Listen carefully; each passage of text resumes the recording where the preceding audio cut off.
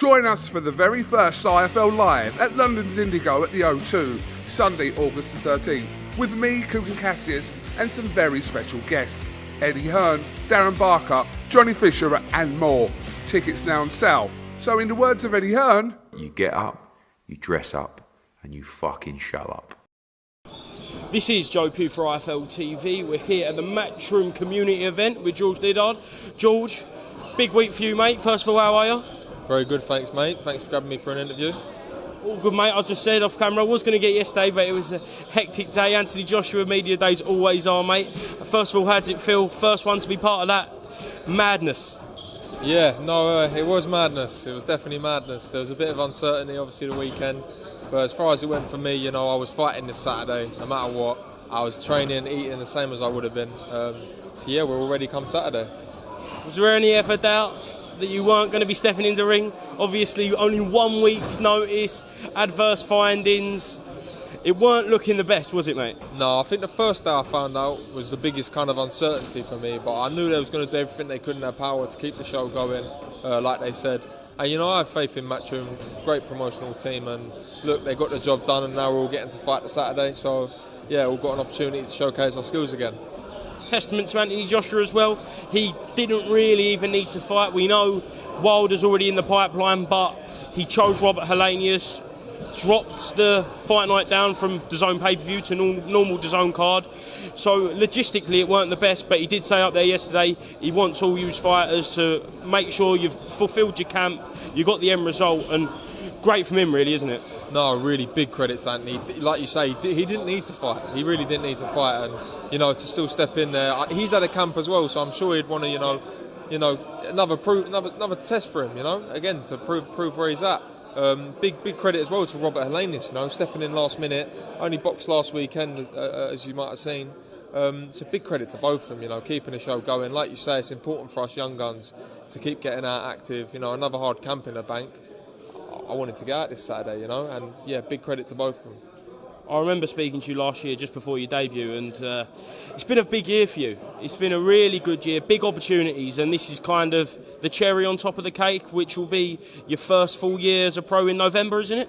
Yeah, 100%, you know, first full year as a pro in November, full fight already, you know, out in August, potentially maybe get a fifth one in before then, so it's been a busy year for me.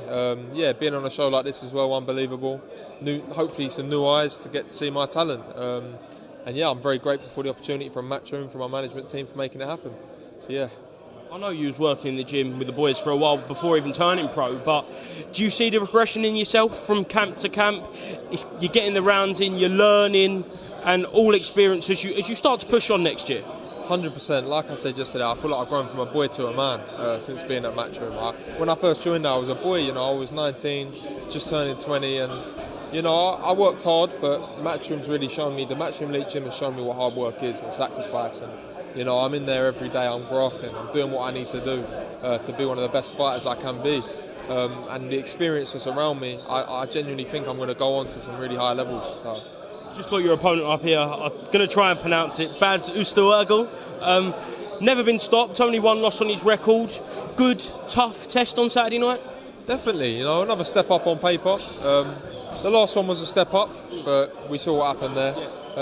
I think the more they come to fight, the quicker they'll fall. So, yeah, I'm excited, you know, another step up on paper. Hopefully I can get some rounds in, you know. I haven't really had a chance to get many rounds in. And for anyone questioning whether I can do the rounds, my conditioning is second to none, so don't worry about that. Well, I was just speaking to Maisie about the triangle. I did say, because I heard you in an interview saying yesterday you are the best at the triangle. She said different. She did say different, you know. Who did she say? Who do you think she said? No, Conor Ben. He's got the quickest one lap time. I'll give him that 100%. He's one of the quickest. Consistency though, like I am one of the quickest. Conor though, very quick. She said, her words were, you're only the best the days he's not in. That's just rude. Listen, he's a very good runner. He's a very good runner, but and Conor will test that too. I am great at the triangles, you know, and any of the lads at the gym will say that. I've got some of the best consistent times there is. No discredit to anyone else, you know. Just naturally a decent runner. But you want to reveal who's the worst? Nah, we won't go there. I mean, she already baited me out anyway for. To be fair, she said that herself. She said that at the back. She was the first, but listen, she's got little legs. What can she do? You know, she works hard still, bless her. So, not blessed with the best genetics, but weight division, she'll smash it in her own weight division. 100%, pound for pound. You know, we all get the work in the Matchroom Elite Gym. It doesn't matter who's the quickest. We all graft hard on those triangles, and you know we're up at uncomfortable hours to do it. So, brings out that savage in us. Certainly, and listen, every time you stepped in the ring so far, you have gone out there and made a statement. But on Saturday night, if there is ever a time you're going to want to make it in front of a massive audience, it's going to be. So, are you looking for the knockout, or not looking for it, but you're going for it? Listen, I never look for the knockout, but it just seems to come. The more I relax, the more I just do what I enjoy doing, which is enjoying to fight. You know, I love fighting, and yeah, I'm sure you know, I'm on form, so I'm sure you'll see a great performance and hopefully a very explosive display.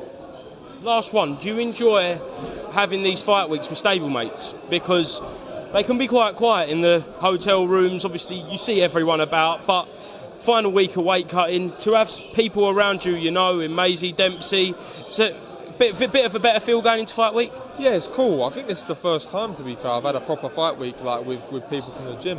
It's cool, you know, we're there to bounce off each other. You know, if anyone's feeling it a little bit, you know, weight cut and all that, we're just there to talk to each other. So, yeah, it's good. It's very good to have people around to chat to. So, you know, we're all focused. We all know what we've got to do come Saturday night. So, yeah.